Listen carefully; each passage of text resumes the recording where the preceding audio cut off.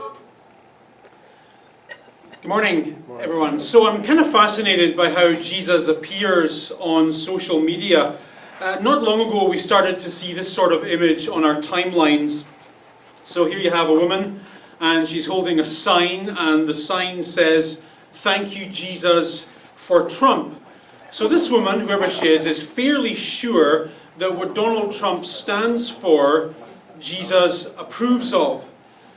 Here you have another sign. Different crowd, similar image. And here again, you get the feeling that there is some alignment between Donald Trump's policies and Jesus Christ's teachings.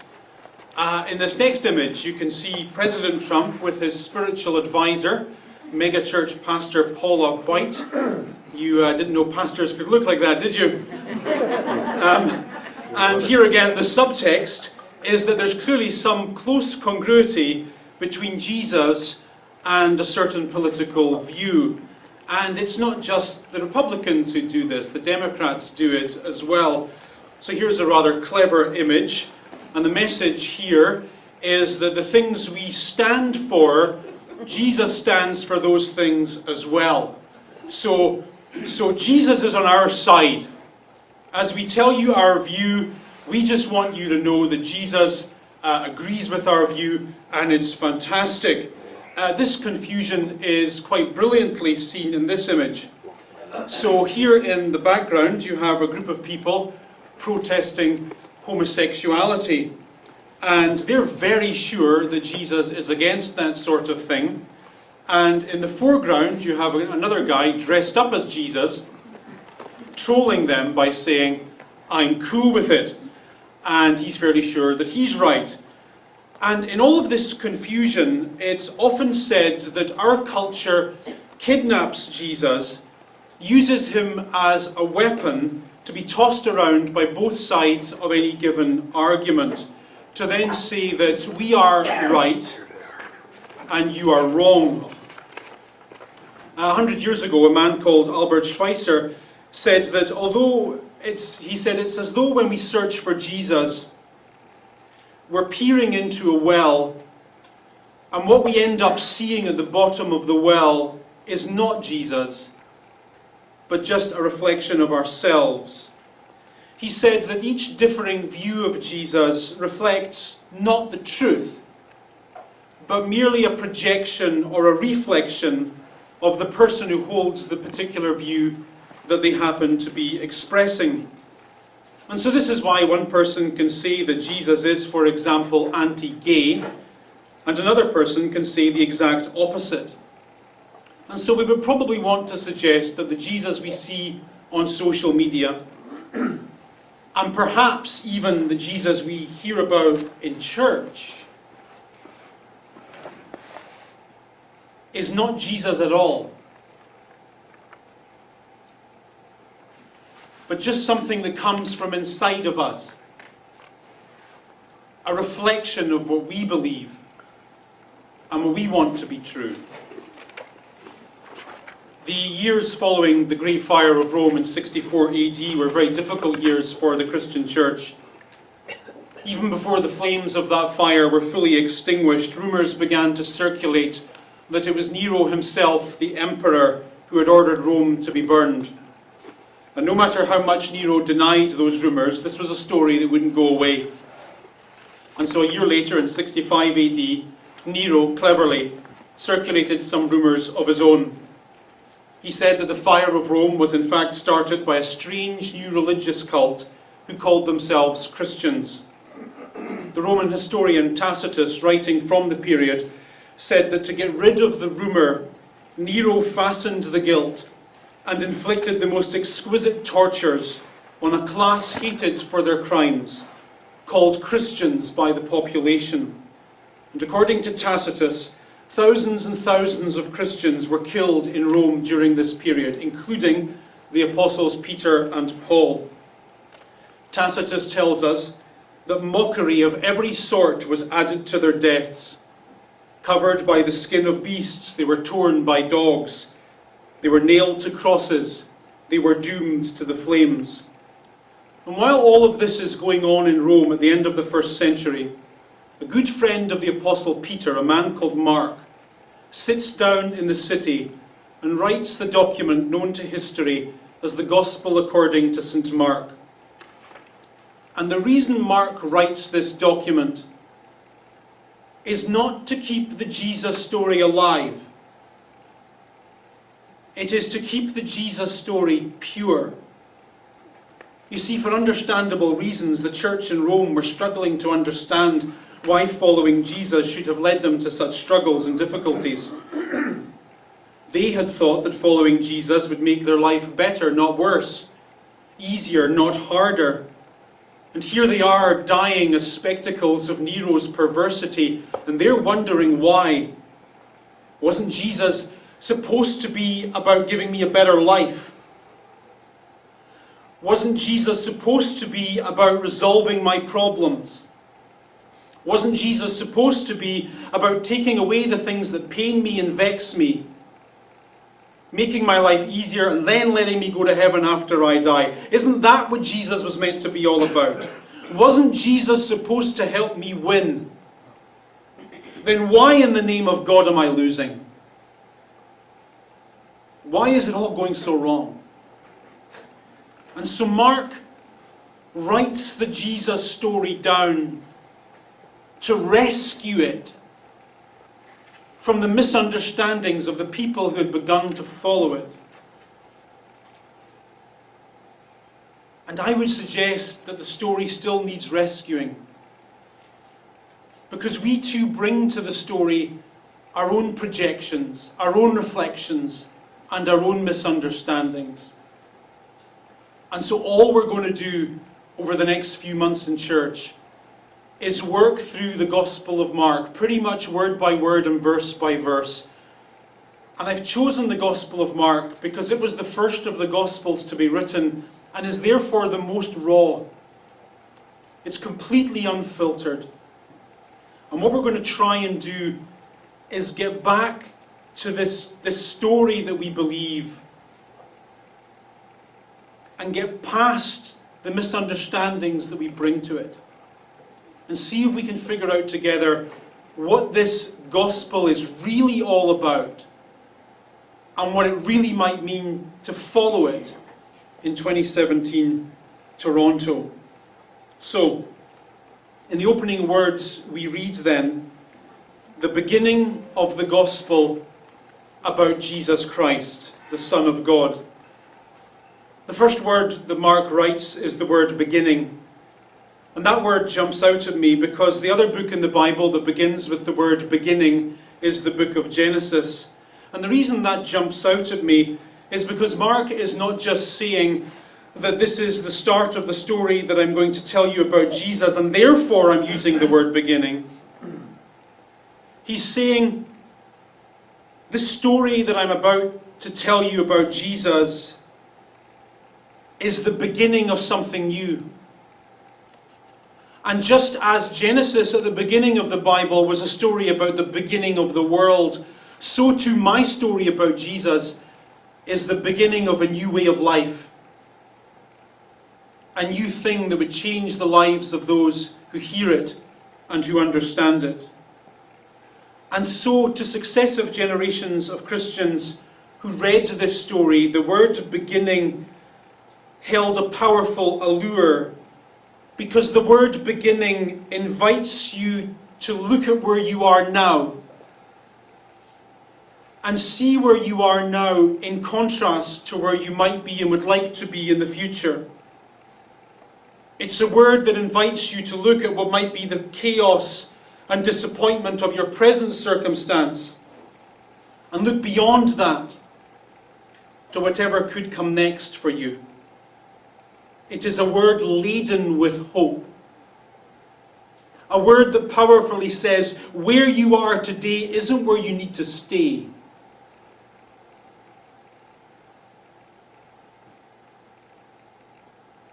There can be something else. And then Mark entitles this story, of which this is the beginning, The Gospel. And don't take this the wrong way, but at this point Mark is 100% plagiarizing. If this was a school assignment, Mark would be getting an F at this point. In the first century, the most famous use of the word gospel is in a famous writing that came from the city of Rome that celebrated the birth of the Roman Emperor Octavian, the first of the emperors. And this inscription, circulated throughout the entire city, said that the birthday of Octavian was the beginning of gospel for the world. So if you live in the first century, the word gospel doesn't refer to Jesus, it refers to the emperor. And everyone living in Rome, hearing Mark's words for the first time, understands what this means.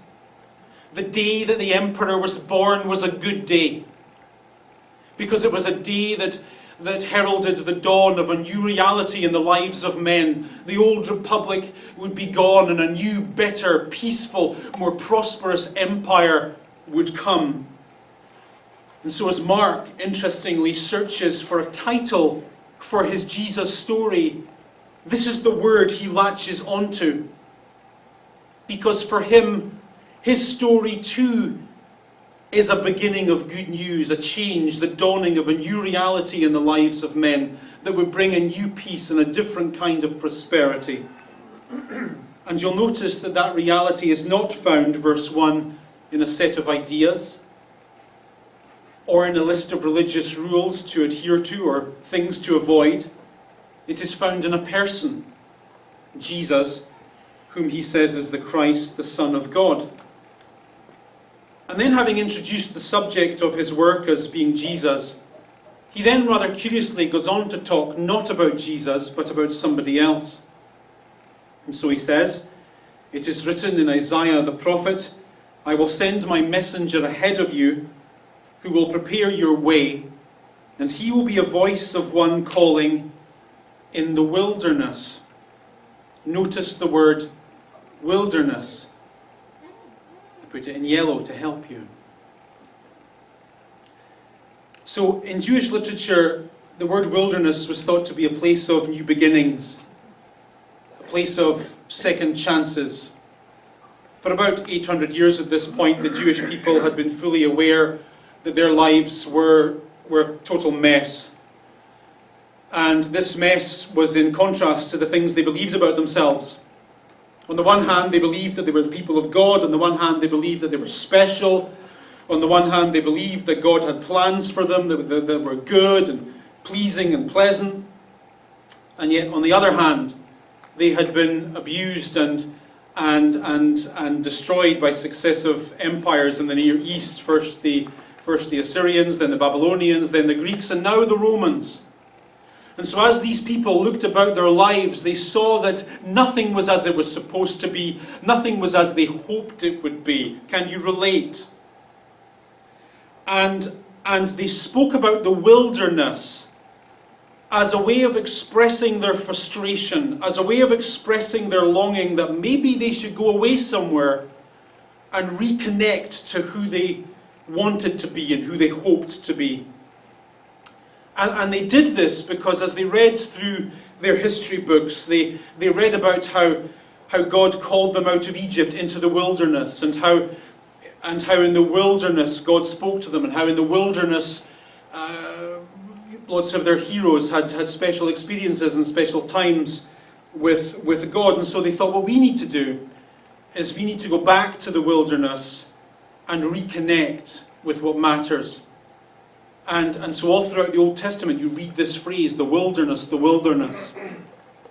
For example, the prophet Hosea, writing 800 years before Christ, looking at the awful state of life, spoke about the time Israel spent in the wilderness as being an ideal time. Look at what he said.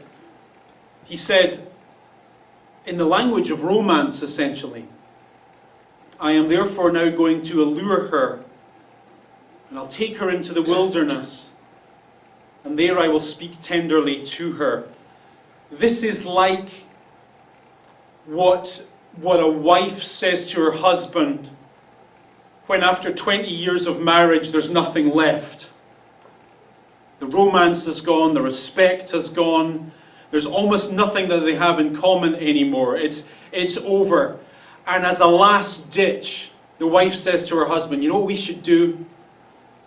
We should go back to Aruba. Remember Aruba, where we spent our honeymoon?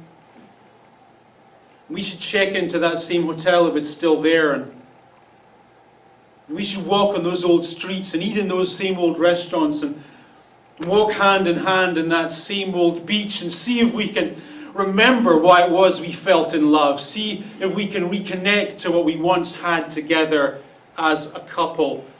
This is the language of the wilderness in the Bible.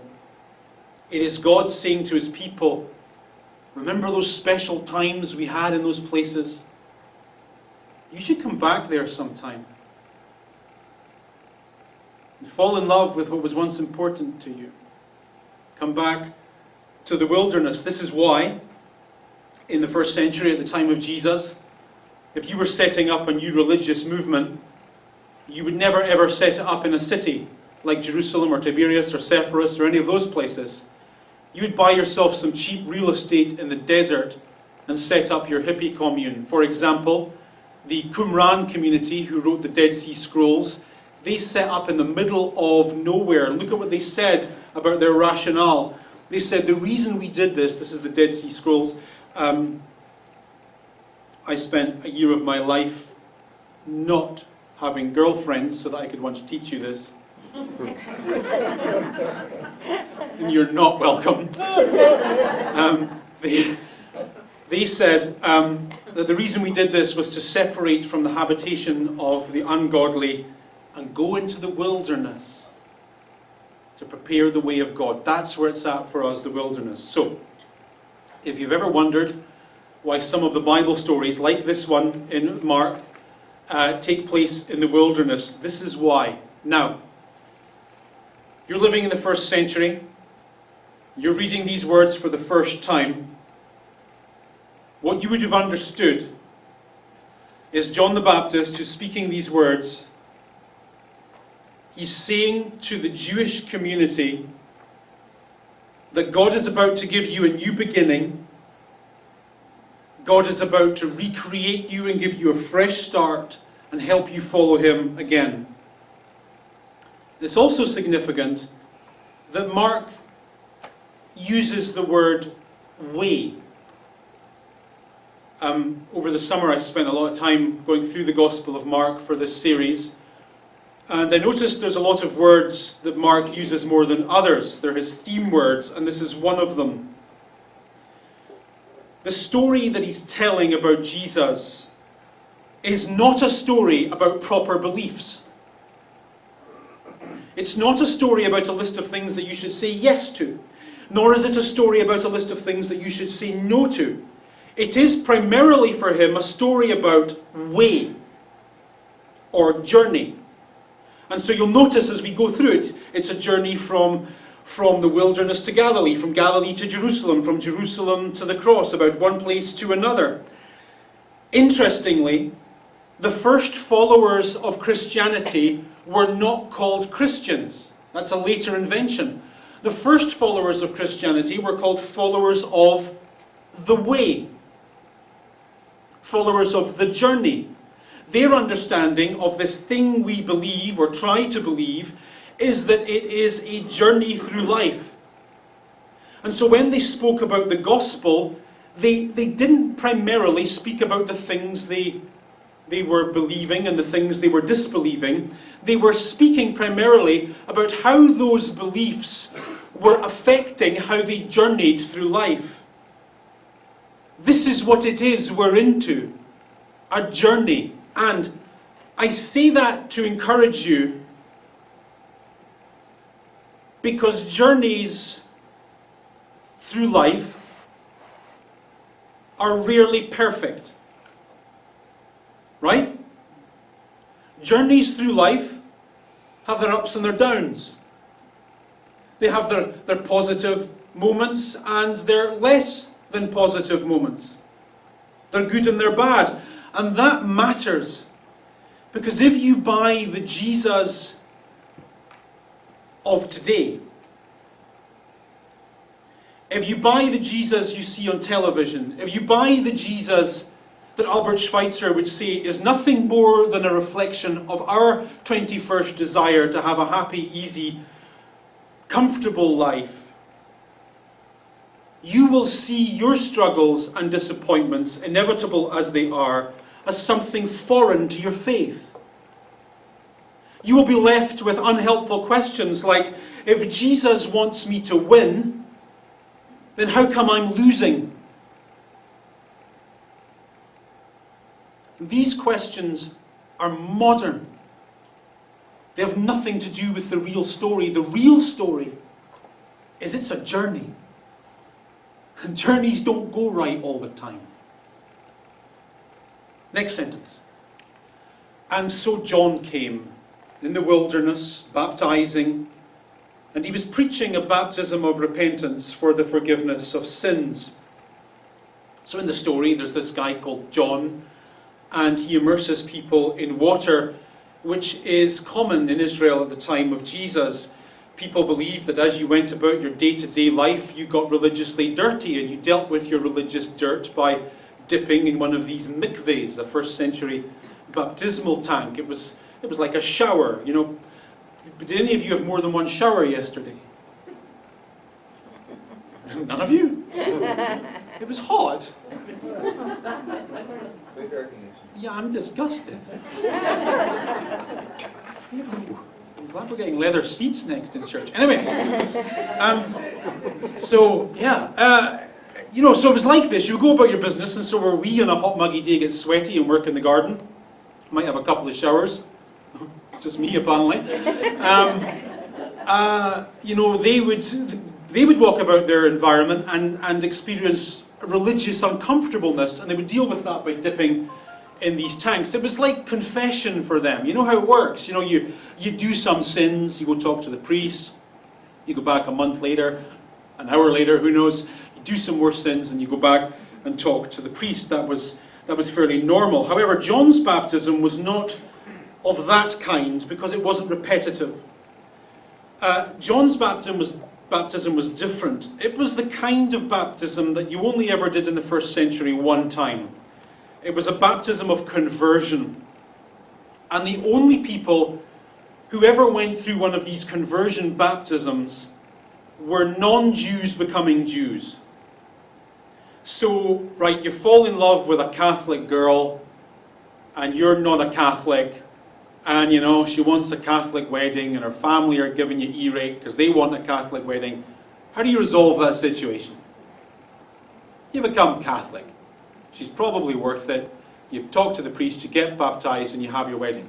This was the kind of baptism that John had. It allowed you to transition from being a non-Jew to a Jew.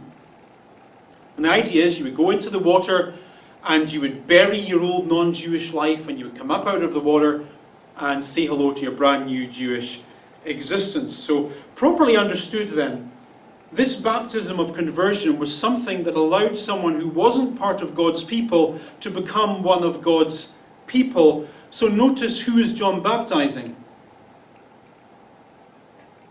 God's people. It says in verse 5, the whole countryside and all the people went out to him, confessing their sins, being baptized by him in the river.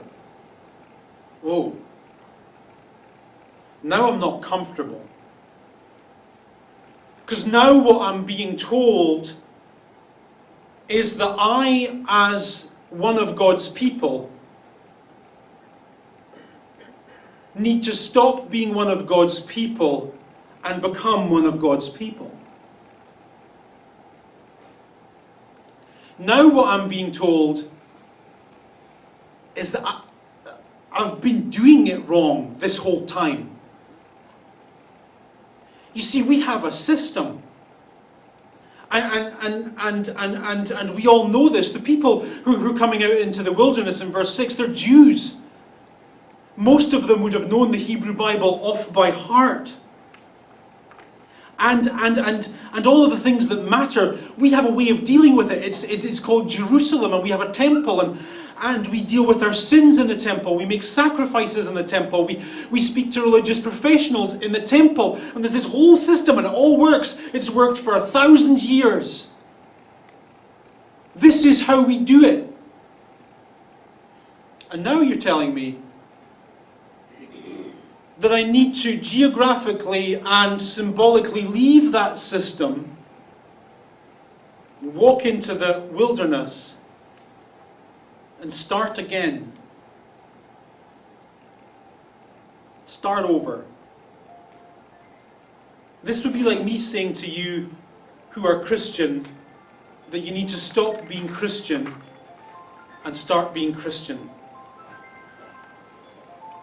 Then in the next sentences he says, "After me will come one more powerful than I, whose sandals I am not worthy to untie. I baptize you with water, but he will baptize you with the Spirit." So what's he saying to them now? What does this mean? How would they have understood it? In the literature of the Jewish people, there are these references over and over again, kind of mysterious, I guess, that talk about a time in the future when God will give them more than a religious idea. He will give them an inbuilt capacity to be better men and better women. Speaking of this time, for example, the prophet Ezekiel wrote several hundred years earlier, "Here's what I'm going to do for you. I'm going to pour clean water over you and you'll be cleansed.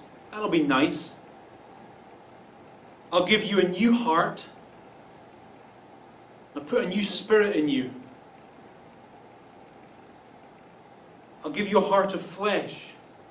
Then he says, "I shall put my spirit in you and make you keep my laws." This is what John is referring to when he talks about the Holy Spirit. He's saying, you're not going to get a new religion here. It's going to be different from that. You're not going to get a new set of rules that you're never going to keep anyway.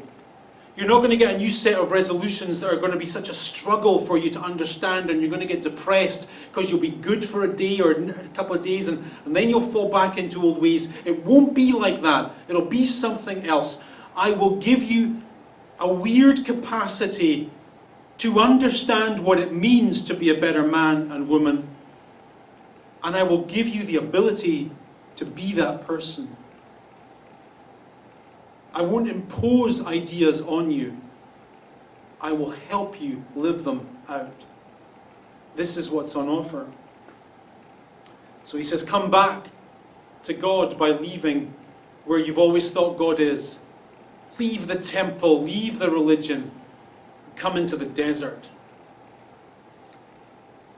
Then we're introduced to Jesus.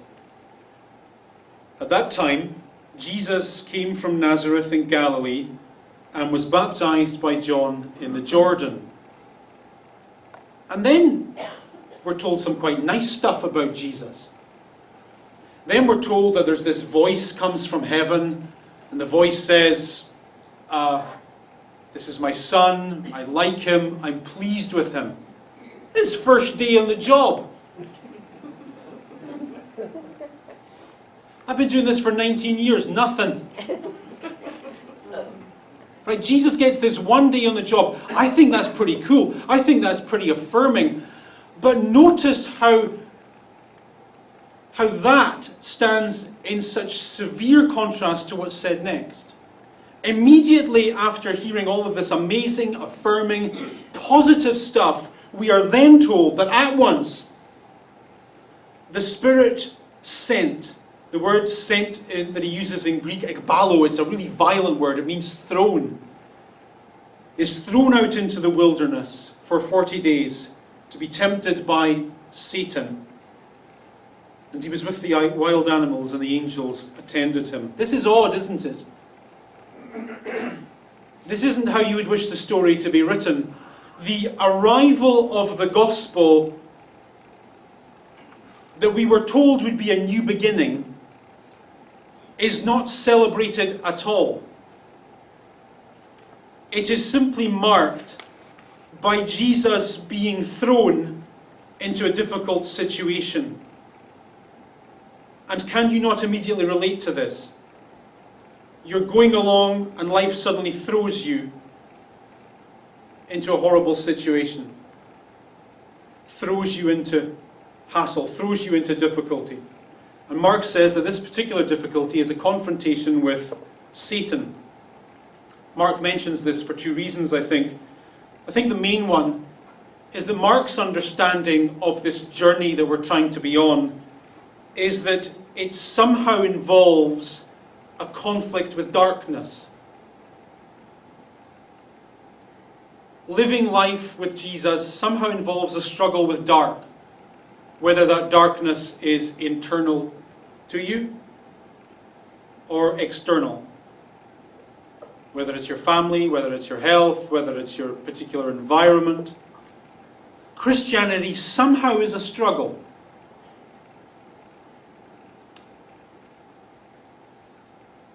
And there is a sense in the rest of the story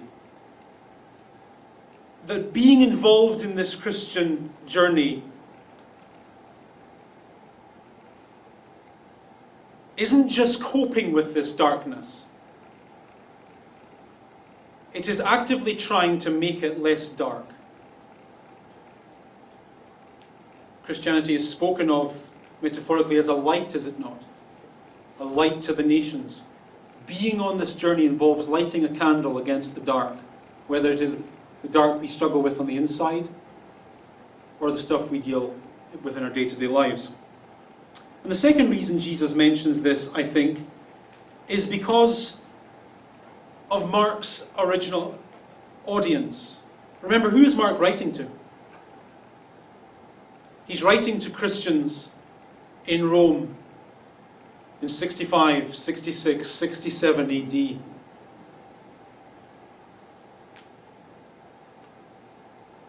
And this explains, does it not, the rather bizarre reference at the end of this sentence, that Jesus was in the wilderness and he was with who?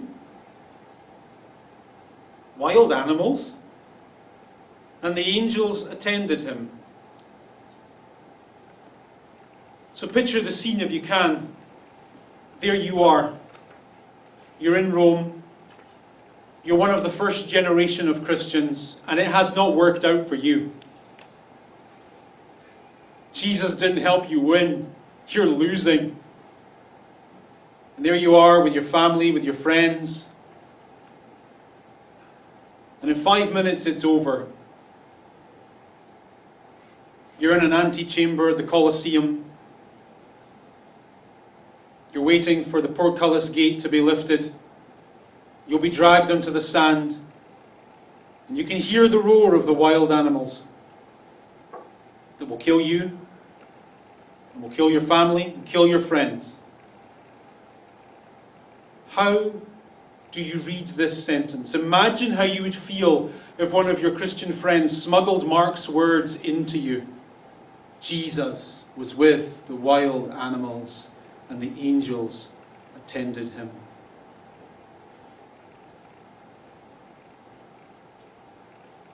Jesus was with the persistent depression, and the angels attended him. Jesus was with the horrible family situation that's going on, and the angels attended him. Jesus was with the financial struggle, and the angels attended him. Jesus was with the anxiety, and the angels attended him. Mark is saying to his soon-to-be dead friends, this is not foreign to your faith. This is not contrary to Christianity. This is part of the way. Jesus went through it. God wasn't missing in that time. And nor is he missing now, even though it feels like he is. I'll invite you to ask a question or two of your own in a moment, but before I do that, let me ask you, as we go through this raw, unfiltered gospel over the next few months, are you willing to allow the gospel to shape your understanding of gospel? Would you be willing to allow the Christian story to challenge your assumptions about the Christian story, and for it to call you, as John called the people of his generation, out of dark into new beginnings, a new life. No. So the best we can tell is Mark gets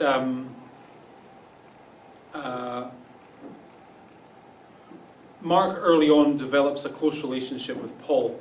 No, not with Paul, with Peter. And so they were tight. And he probably, this is our best thinking at the moment anyway, he probably gets his gospel information, certainly in Rome, certainly from Peter, close to the end. Peter dies in Rome, we think in 66 AD. Mark probably not long after. And for a long time, the assumption that the church had for a while is that the reason Mark writes the Jesus story down is to preserve it, because suddenly the apostles are dying out, and suddenly, maybe there's no one who can tell the story, and maybe all this will end, and so we need to get pen to paper. There may be some truth in that, but I think most of the truth is to say Christians in Rome are like freaking out because Christianity, this wasn't meant to happen. And part of the reason why they're freaking out is because they had wrong ideas about Jesus. They had all these assumptions. And I think we all have assumptions about how it's meant to work and how life is meant to work, and suddenly I'm into Jesus and surely that'll work out well for me and it'll translate into a certain goodies in life. That would be good. And Mark is writing in part to correct that. And so as we go through Mark's gospel, we see the notion that Mark is keen to remind the church that Jesus came to suffer. He came to struggle. He came to experience difficulty. And so it shouldn't be foreign to you as a first century Christian when you go through the same things that Jesus went through. That's the notion. Do you feel kind of deep down some sort of dry sick coming up into your throat when you watch television on Christianity? This notion that Jesus is meant to make my life easy. And by easy, what I mean is the car of my dreams, the home of my dreams, the lifestyle of my dreams. Does that not, of course it's attractive, but does it not intuitively feel like perverse and twisted and ugly, and certainly not Christian? This is the kind of idea that Mark is very subtly trying to correct. Good question.